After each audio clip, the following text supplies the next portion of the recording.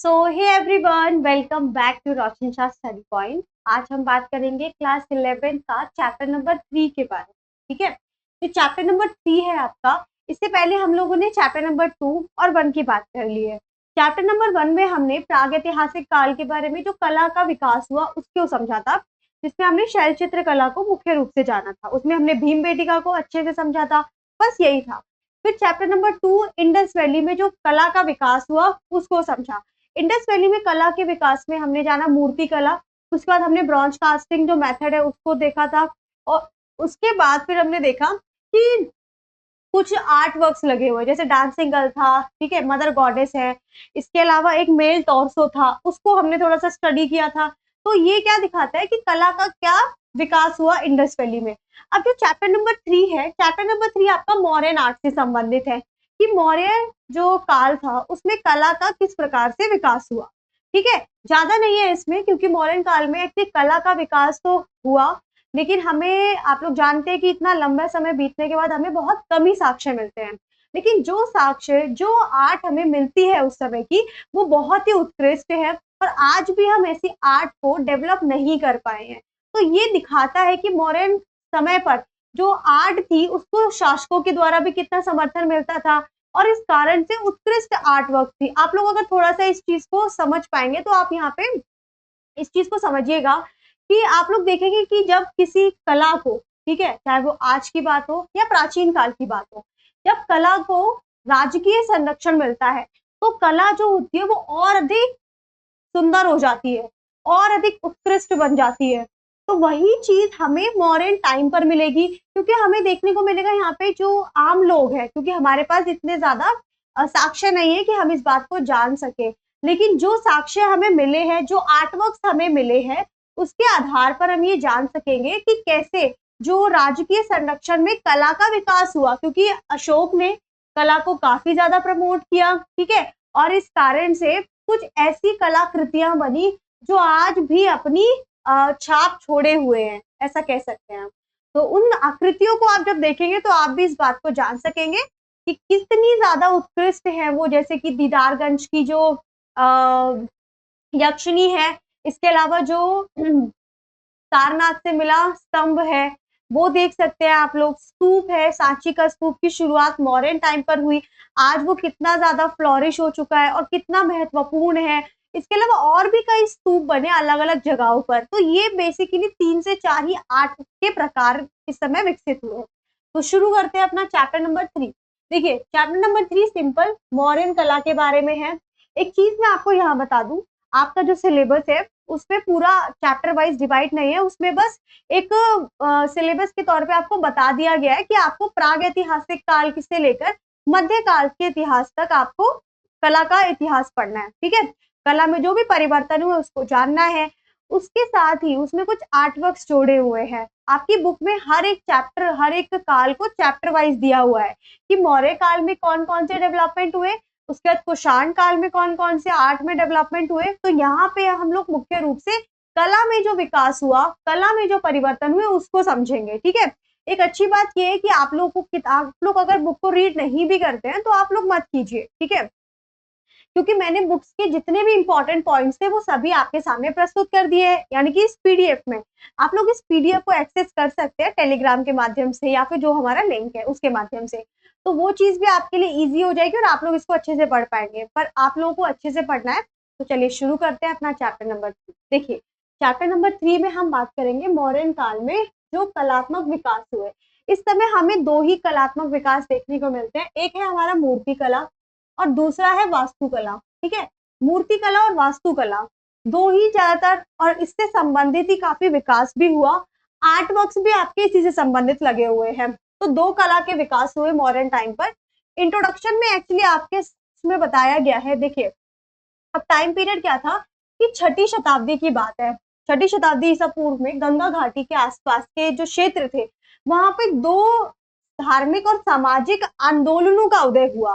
ठीक है, जैन और बौद्ध। ठीक है, उसके बाद क्या हुआ कि इसी समय भारत का सबसे पहले साम्राज्य की भी स्थापना हुई, जिसको हम कहते हैं मगध साम्राज्य। ठीक है, मगध साम्राज्य भी इसी टाइम पे स्टैब्लिश हुआ। अब होता क्या है कि जब ये जैन और बौद्ध धर्म का वो हुआ, ठीक है, तो इन्होंने वेदों की सत्ता को चुनौती दी, जाति व्यवस्था का विरोध किया और वर्ण व्यवस्था को भी चुनौती दी, क्योंकि इन्हीं के विरोध में, वर्ण व्यवस्था, जाति व्यवस्था के विरोध में ही जैन और बौद्ध धर्म की उत्पत्ति हुई थी, ठीक है। तो इन्होंने इनको चुनौती दी और इसी समय पे मैंने बताया आपको कि भारत का पहला जो साम्राज्य था, जिसको हम कहते हैं मगध साम्राज्य, वो स्टैब्लिश हुआ। उसके बाद मगध साम्राज्य के कई सारे शासक हुए। उन्हीं शासक में एक सबसे महत्वपूर्ण शासक थे जिनका नाम था मौर्य वंश, ठीक है।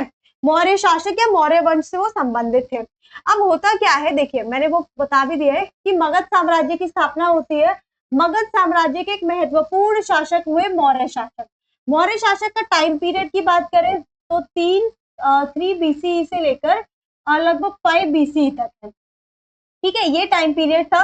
उसके बाद इसमें भी अब किसने इसकी स्थापना करी, तो वो थे चंद्रगुप्त मौर्य। चंद्रगुप्त मौर्य ने मौर्य वंश की स्थापना की। आप सभी ने वो स्टोरी सुनी होगी। इसी वंश में एक बहुत महत्वपूर्ण शासक हुए जिनका नाम था अशोक। अशोक ने बाद में क्या किया था, बौद्ध धर्म को अपना लिया था। इस कारण से बौद्ध धर्म को संरक्षण मिला, क्योंकि जो भी शासक जब किसी धर्म को अपनाते हैं तो वो उस धर्म को संरक्षण भी प्राप्त होता है। इस कारण से क्या हुआ, जब अशोक ने कलिंग युद्ध के बाद बौद्ध धर्म को अपनाया तो बौद्ध धर्म का तो मानो एक तरीके से बहुत ज्यादा विकास भी हो गया, ठीक है, क्योंकि उसको राजकीय संरक्षण मिल गया। इतने बड़े साम्राज्य के जो शासक थे उन्होंने बौद्ध धर्म को अपनाया, तो अपने आप ही क्या हुआ कि इस धर्म का जो विकास था वो अपनी गति उसने पकड़ ली। अब होता यह है कि जब अशोक ने बौद्ध धर्म को अपनाया तो परिणाम क्या होगा कि अशोक जो कला का विकास है वो भी काफी अच्छा खासा होगा। तो देखिए मैंने बताया भी है कि बौद्ध धर्म को संरक्षण दिया। अब संरक्षण के बाद क्या होगा, जब भी किसी धर्म को संरक्षण मिलता है तो मतलब आप लोग जानते हैं कि उसका जो भी कलात्मक विकास है वो बहुत तेज हो जाता है, ठीक है। उस धर्म के लोगों को काफी संरक्षण मिलता है, काफी प्रायोरिटी दी जाती है। इस तरीके से काफी ज्यादा उस धर्म से संबंधित जो भी चीजें होती है वो बहुत महत्वपूर्ण हो जाती है।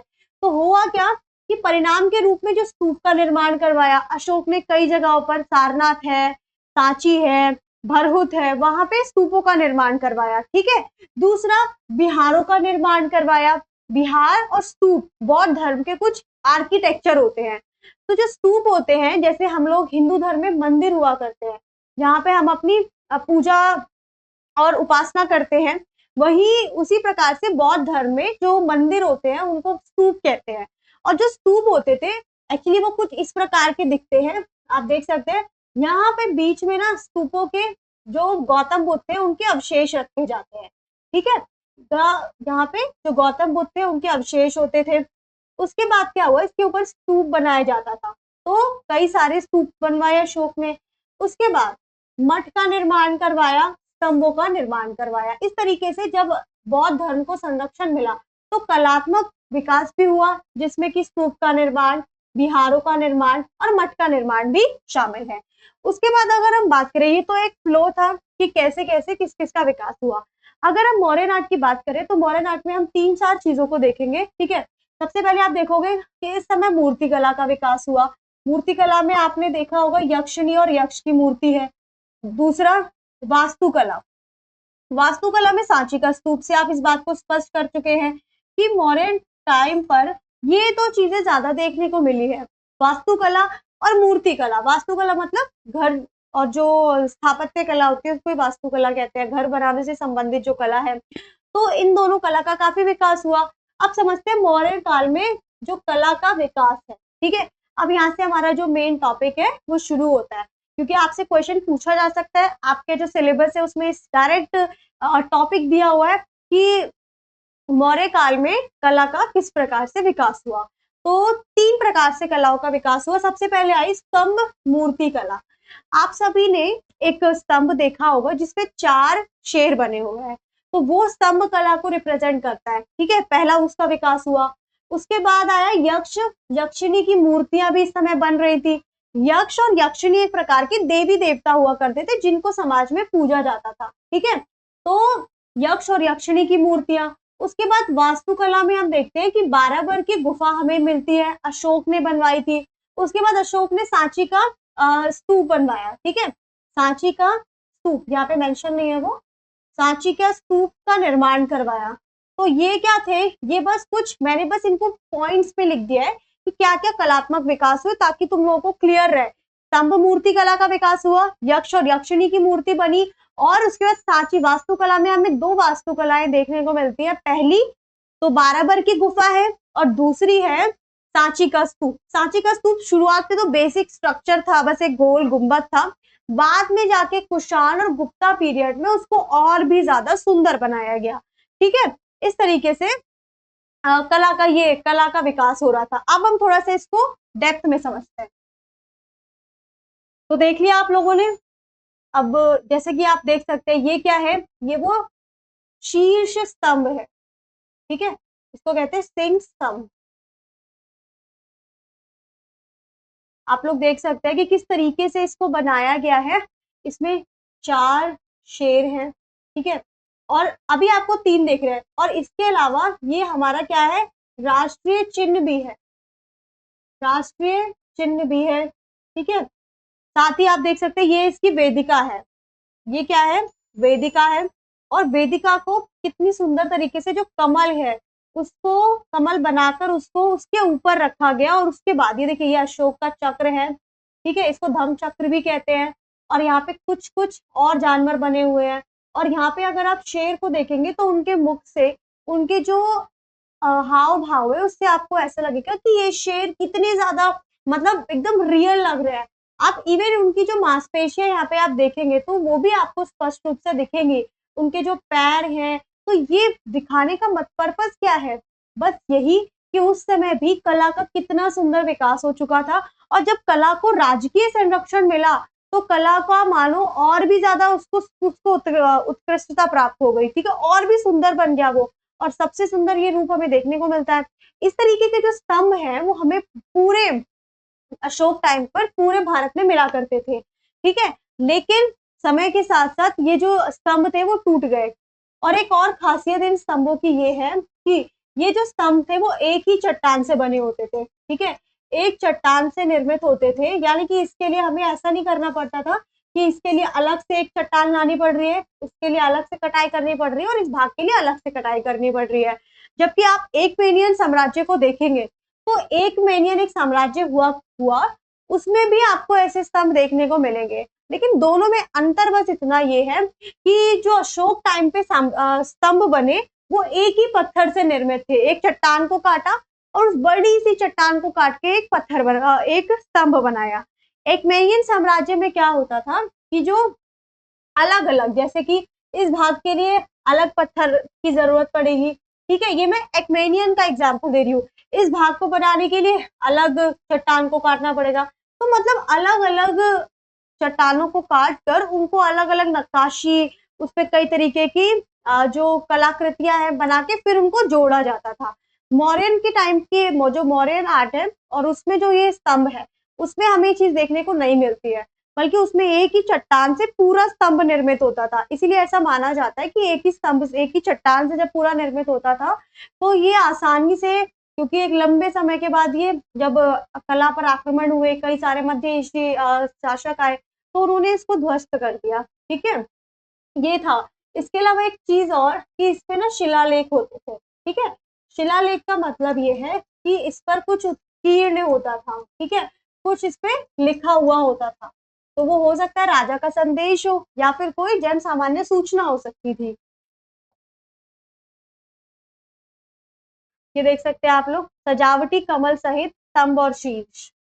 अब नेक्स्ट है हमारा मौर्य कालीन स्तंभ। हमने अभी कला के रूपों को देखा कि मौर्य काल में हमें बस स्तंभ, यक्ष यक्षिणी की मूर्ति और कुछ वास्तुकला, बस तीन ही कलाओं के स्वरूप देखने को मिलते हैं। अब हम बात करेंगे मौर्य कालीन जो स्तंभ है उसी का एक पार्ट है।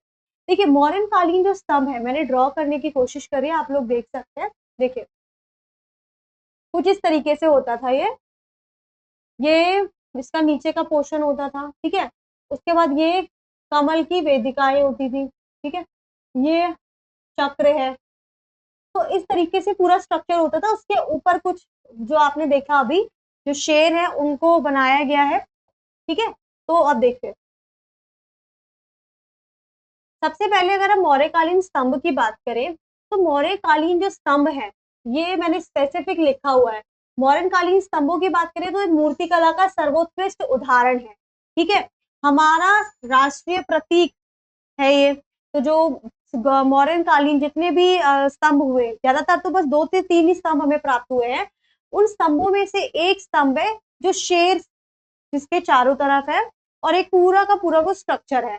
हालांकि वो पूरा एक्चुअली वो स्तंभ भी आप देखेंगे तो वो है नहीं, उसका बस ऊपरी हिस्सा ही बाकी है, क्योंकि इतना बड़ा स्तंभ इतने लंबे समय तक नहीं टिका रह सकता था। इस कारण से बस हमें इसका ये वाला पोर्शन नहीं प्राप्त होता है आज, केवल ऊपरी पोर्शन ही प्राप्त होता है।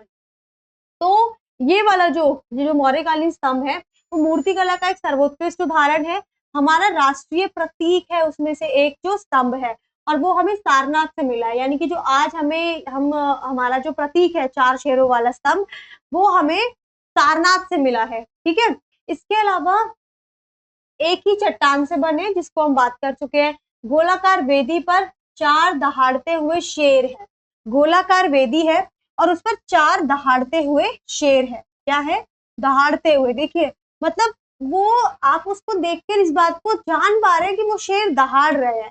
यही कला की क्या है सबसे खूबसूरत बात है। क्यों? क्योंकि कई बार होता है, आपको जैसे मूर्तियों को देखते हैं, ठीक है, जहां आप ना स्पष्ट रूप से नहीं कह पाते हैं कुछ कि वो मूर्ति एक्चुअली किस लिए बनाई गई होगी और उसका पर्पस क्या है, क्या कहना चाह रही है। लेकिन यहाँ पे इस मूर्ति को देखकर आप स्पष्ट रूप से कह सकते हैं कि यही जो शेर है, शेर आप जान सकते हैं बल का प्रतीक होते हैं। ठीक है, इसके अलावा शक्ति का प्रतीक होते हैं, और साथ ही इनको इतना स्पष्ट तरीके से दिखाया गया कि ऐसा लग रहा है कि ये दहाड़ रहे हैं। उसके बाद क्या है, नीचे का जो भाग है, यानी कि देखिए ऊपर तो शेर है, जो ये वाला भाग था यहाँ पर और भी जानवर बनाए गए। ठीक है, छोटे छोटे जैसे कि घोड़ा है, ठीक है, हाथी है, उसको बनाया गया है। शिलालेख उत्कीर्ण है। जो शिलालेख है, शिलालेख का मतलब है कि इस पर क्या है, कुछ ना कुछ लिखा हुआ है। ठीक है, तो शिलालेख उत्कीर्ण है।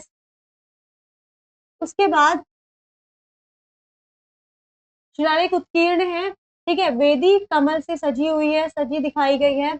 ये हमें कहाँ से मिले हैं? बिहार से मिले हैं, उत्तर प्रदेश से भी मिले हैं। बिहार का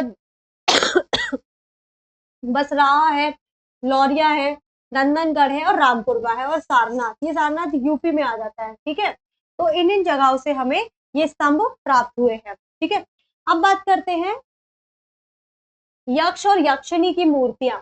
तो यक्ष और जो यक्षिणी की मूर्तियां हैं उनको एक बार देख लेते हैं। देखिए, यक्ष और यक्षिणी की मूर्तियों के बारे में, तो ये मुख्य रूप से हमें पटना, मथुरा और विदिशा से मिली। यक्ष और यक्षिणी एक प्रकार के देवी या देवता ही माने जाते थे, जिनकी आराधना की जाती थी उस समय पर। इस कारण से ये मूर्तियां बनाई गई। ये मूर्तियां मुख्य रूप से हमें मथुरा से, विदिशा से और जो पटना है वहां से मिली है।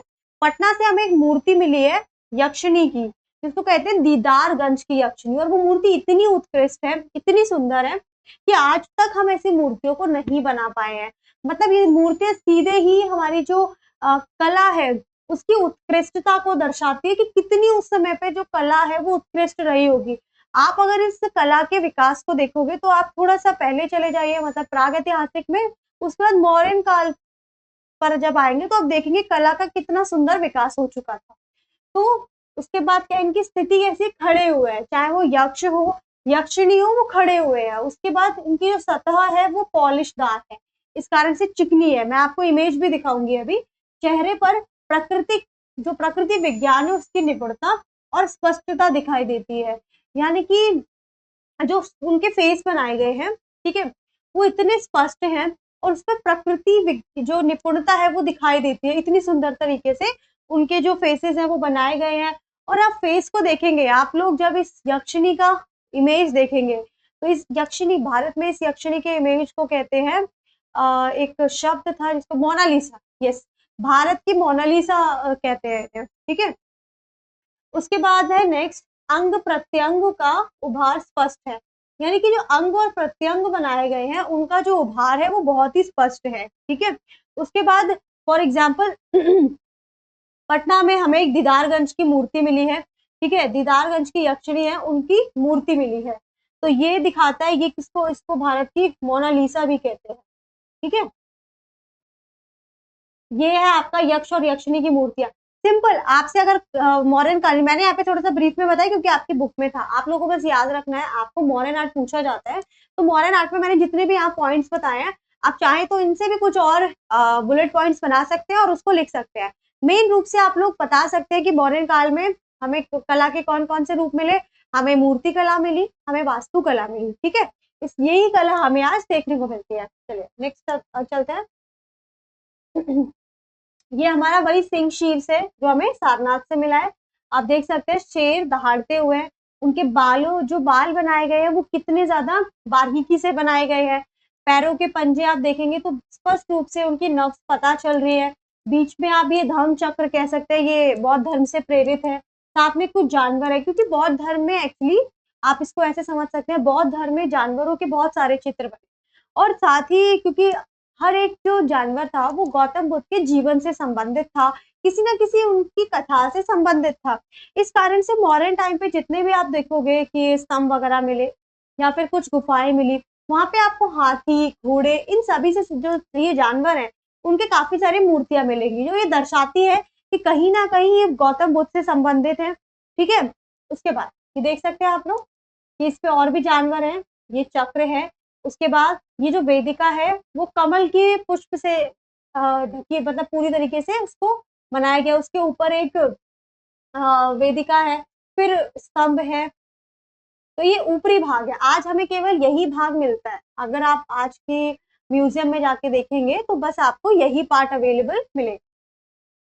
ये कौन है? तो ये यक्ष है। यक्ष की बात करी थी, मैंने बताया था कि खड़ी हुई मूर्ति है। देखिए खड़ी हुई है, इनके शरीर की बनावट देख सकते हैं आप लोग, तो आपको लगेगा कि ये एकदम सेम ये, जैसे इससे पहले आप लोगों ने देखा था जो हड़प्पा सिविलाइजेशन थी, सिंधु घाटी की सभ्यता थी ना, उसमें हमें ऐसी कोई मूर्ति नहीं मिली जो एक तरीके से मानव के स्वभाव को, मानवीय जो अंग है उनको या मानव की तरह ही बनाई गई हो। ठीक है, तो ऐसे हमें बहुत कम मूर्तियां मिली थी, यहाँ पे आके हमें ऐसी ज्यादा मूर्तियां मिलती है। ठीक है, आगे आप लोग देखोगे गौतम बुद्ध की भी कुछ इस प्रकार से मूर्तियां बनी। बस एक चीज और कि मौर्य काल तक जो गौतम बुद्ध थे उनको ना प्रतीकों में पूजा जाता था, जैसे कि कमल के रूप में, ठीक है, कमल के रूप में, हाथी के रूप में और चक्र के रूप में, इन इन रूपों में पूजा जाता था। तो उस समय पूजा की जो पद्धति थी वो बड़ी सरल थी। धीरे धीरे क्या हुआ, जब मूर्ति कला का और विकास हुआ, जब आगे आप देखोगे गांधार कला, ठीक है, मथुरा कला और विकसित हुई, तब जाके गौतम बुद्ध की मूर्तियां बनना शुरू हुई। इससे पहले आपको मॉडर्न टाइम पे गौतम बुद्ध की कोई भी मूर्ति नहीं मिलेगी, बस उनके प्रतीकों का प्रयोग मिलेगा अलग अलग कलाओं में। ठीक है, चलिए देखिए ये यक्ष हैं, आप उनके वस्त्रों को, ठीक है, आप पूरा जो बॉडी स्ट्रक्चर है उसको अच्छे से देख सकते हैं।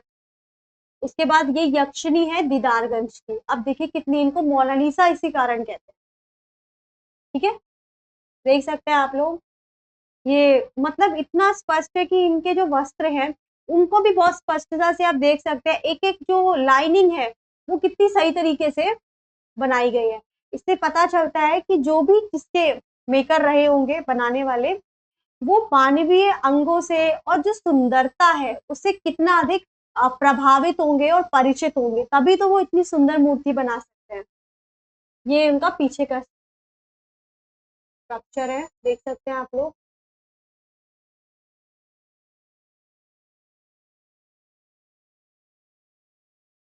ये एक हाथी धौली से मिला है हमें। इसको क्या था कि एक्चुअली एक वो चट्टान थी, चट्टान को काट के इस हाथी का स्ट्रक्चर, इस हाथी की मूर्ति को बनाया गया।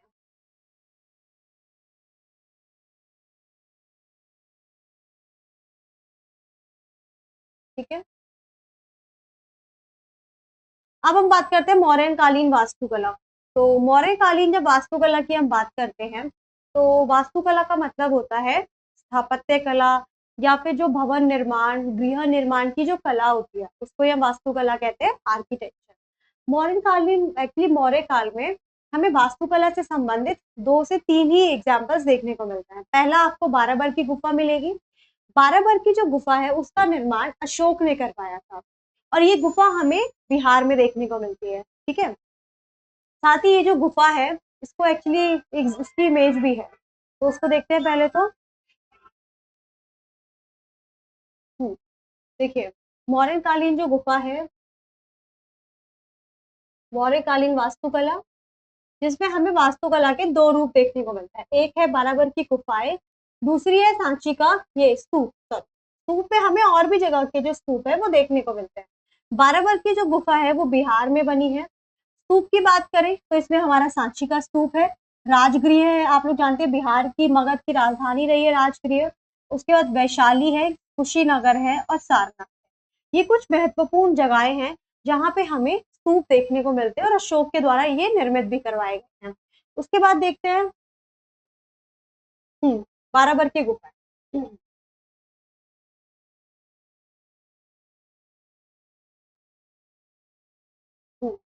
तो जो बाराबर की गुफा का निर्माण है वो अशोक ने करवाया था और एक लोमस ऋषि थे जो कि आजीवक संप्रदाय से संबंधित थे, उनके लिए करवाया था।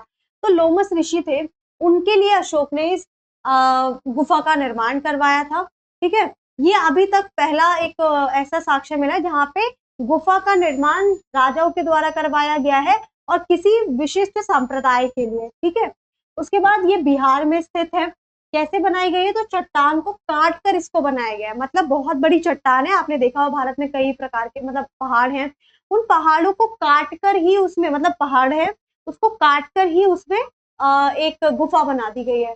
तो इस तरीके से है। उसके बाद इसकी कुछ विशेषताओं को देखें, आर्किटेक्चर जो कुछ विशेषताएं हैं तो वो है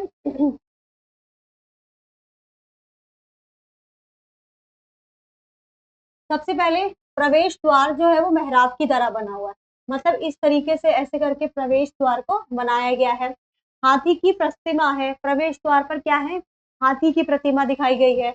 भीतरी कक्ष आयताकार है और उसके पीछे एक गोलाकार कक्ष।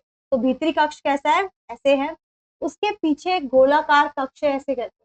ठीक है, ये स्ट्रक्चर है और इस काल का एकमात्र उदाहरण है। इस काल का हमें बस ये ऐसा जो आर्किटेक्चर है वो केवल एक ही मिलता है, इसके अलावा और कोई आर्किटेक्चर नहीं मिलता। लेकिन आप जैसे आगे बढ़ोगे, आप जैसे जैसे समय बीतता जाएगा तो आप अजंता की गुफाएं देखोगे, एलोरा की गुफाएं, एलिफेंटा की गुफाएं, तो ये दिखाती है कि गुफा जो चित्रकला थी, गुफा जो आर्किटेक्चर था, उसमें भी विकास हो रहा है। केवल मूर्तिकला में विकास नहीं हो रहा है, बल्कि जो गुफा चित्रकला है, गुफा मूर्तिकला है, एक तरीके से गुफाओं से संबंधित जो कलाएं थी, क्योंकि गुफाओं में आपको काफी सारी पेंटिंग्स, मूर्तिकला और बिहार आर्किटेक्चर बनाए गए, तो वो भी एक समय तक काफी ज्यादा विकसित हुआ। लेकिन हमें इस काल में बस यही एक एग्जाम्पल मिलता है।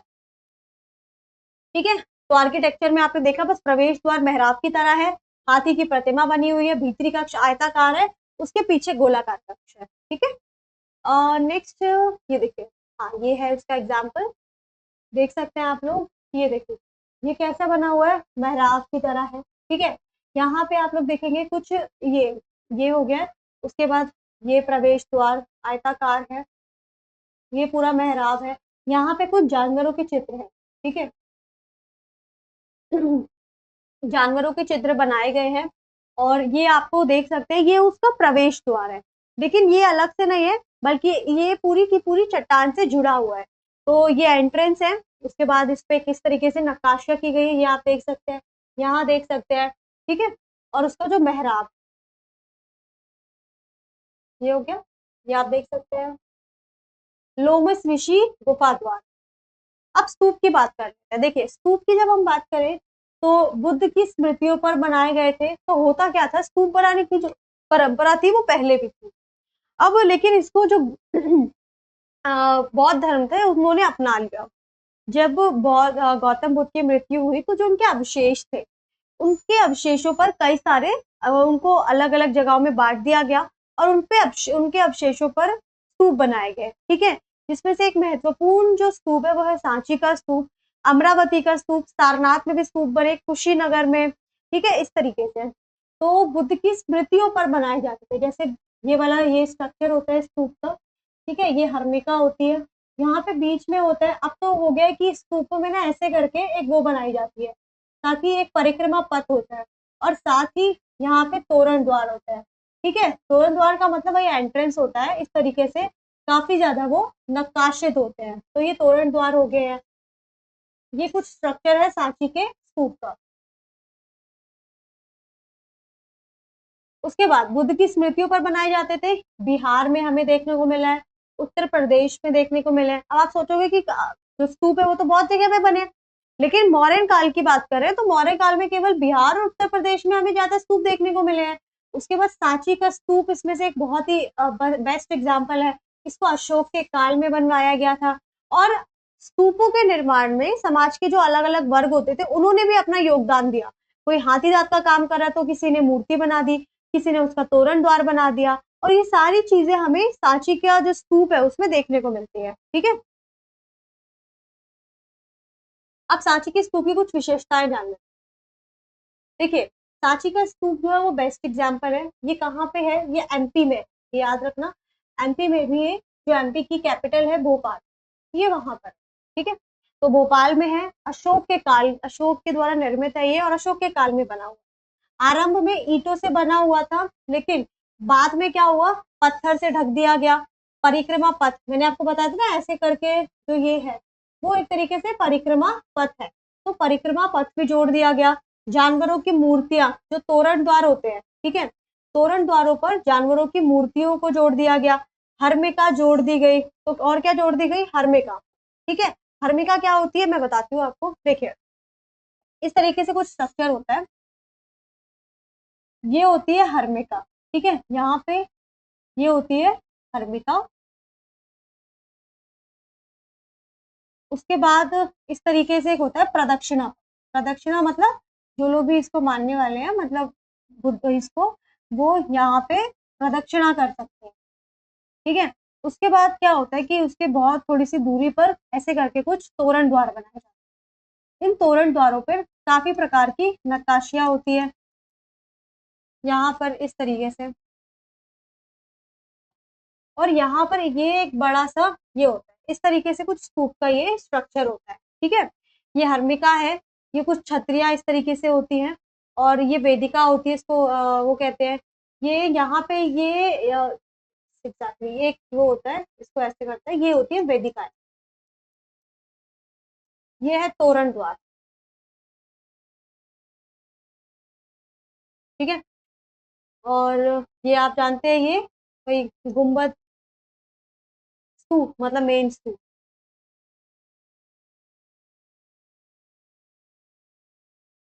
तो क्या था कि जो सांची का स्तूप था वो पहले तो ईंटों से बना था, मतलब केवल ईंटों से बना हुआ था। बाद में ना उसमें उसको पत्थर से ढक दिया गया। परिक्रमा पथ भी जोड़ दिए गए। जानवरों की मूर्तियों से बने जो तोरण द्वार थे उनको जोड़ दिया गया। हर्मिका जोड़ दी गई, और तोरण द्वार भी जोड़ दिए गए। इस तरीके से दिखाता है कि आगे भी जो गौतम बुद्ध से संबंधित जो भी आर्किटेक्चर थे, उनके जो महत्वपूर्ण स्थान थे, उनको काफी प्रोत्साहन मिला, और राजकीय प्रोत्साहन मिला। कई सारे लोगों ने उनका विकास, जो स्तूप थे उनको डेवलप किया। ठीक है, तो ये था हमारा चैप्टर नंबर 2।